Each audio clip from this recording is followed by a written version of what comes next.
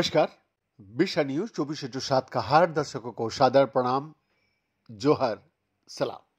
दर्शक, एक नई अंतर्राष्ट्रीय अध्ययन के अनुसार सीपीडी नामक जीन में उत्परिवर्तन श्रवण हानि का एक दुर्लभ वंशानुगत रूप से महत्वपूर्ण भूमिका निभाता रहा है, ये समझ में आया। इस संदर्भ में शिकागो विश्वविद्यालय, मियामी विश्वविद्यालय और तुर्की के कई संस्थानों की शोधकर्ताओं ने अपने निष्कर्ष जर्नल ऑफ क्लिनिकल इन्वेस्टिगेशन में प्रकाशित किए।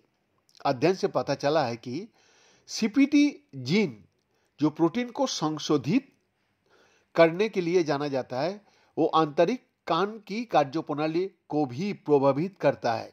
महत्वपूर्ण बात यह है कि वैज्ञानिकों ने इस स्थिति का इलाज के 2 संभावित तरीका की पहचान कर लिया है। यह अध्ययन रोमांचक है क्योंकि हमें एक नए जीन उत्परिवर्तन मिला जो बहरापन से जुड़ा हुआ है, और इससे भी महत्वपूर्ण बात यह है कि हमारे पास एक चिकित्सीय लक्ष्य है जो वास्तव में इस स्थिति को कम कर सकता है। प्रमुख लेखक रॉन्ग ग्रेस झाई, पीएचडी, शिकागो में न्यूरोलॉजिकल रोगों के अध्ययन के लिए एक ऐसा विज्ञानी जिसका नाम है जैक मिलर प्रोफेसर, उन्होंने ये बात सामने लाई। उन्होंने आगे भी कहा कि हालांकि यह अध्ययन सीपीडी जीन में उत्परिवर्तनों की एक दुर्लभ संयोजन वाले व्यक्तियों पर केंद्रित था, लेकिन अगर एकल उत्परिवर्तन उम्र से संबंधित श्रवण हानि से जुड़ा हुआ हो तो इसके व्यापक परिणाम हो सकता है।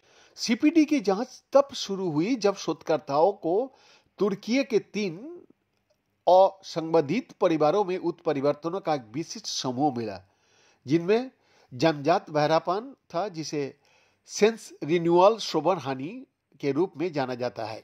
SNHL वंशानुगत है, जिसका आमतौर पर बचपन में ही निदान हो जाता है, और इससे स्थायी श्रवण हानि होती है, जिसे आमतौर पर अपरिवर्तनीय माना जाता रहा।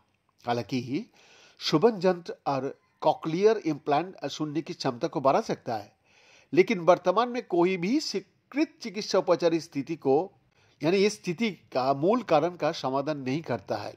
आनुवंशिक डेटाबेस के आगे का विश्लेषण से पता चला कि सीपीडी उत्परिवर्तन वाले अन्य व्यक्तियों में भी प्रारंभिक श्रवण हानि का लक्षण दिखाई दिए, जिससे श्रवण कार्य का साथ जीन का संबंध को बल मिला। सुनने की क्षमता में सीपीडी की भूमिका को समझने के लिए टीम ने चूहों पर एक चीज को प्रयोग किए, जहां सीपीडी जीन आमतौर पर एक एंजाइम उत्पन्न करता है जो अमीनो एसिड आर्जिनिन का निर्माण में शामिल होता है, जो बदले में नाइट्रिक ऑक्साइड बनाने में भी मदद करता है, जो तंत्रिका तंत्र में संकेतों का संचरण के लिए जिम्मेदार एक महत्वपूर्ण न्यूरोट्रांसमीटर होता है। चूहों के आंतरिक कान की जांच करके, जो मनुष्य के कान से काफी मिलता जुलता है, शोधकर्ताओं ने पाया कि सीपीडी में उत्परिवर्तन ने इस मार्ग को बाधित कर दिया। जी हाँ, कारण इस व्यवधान के कारण ऑक्सीडेटिव तनाव उत्पन्न हुआ और संवेदी बाल कोशिकाओं की मृत्यु हो गया। ये सूक्ष्म संरचनाएं जो ध्वनि कंपनों का पता लगाने के लिए जिम्मेदार होती है।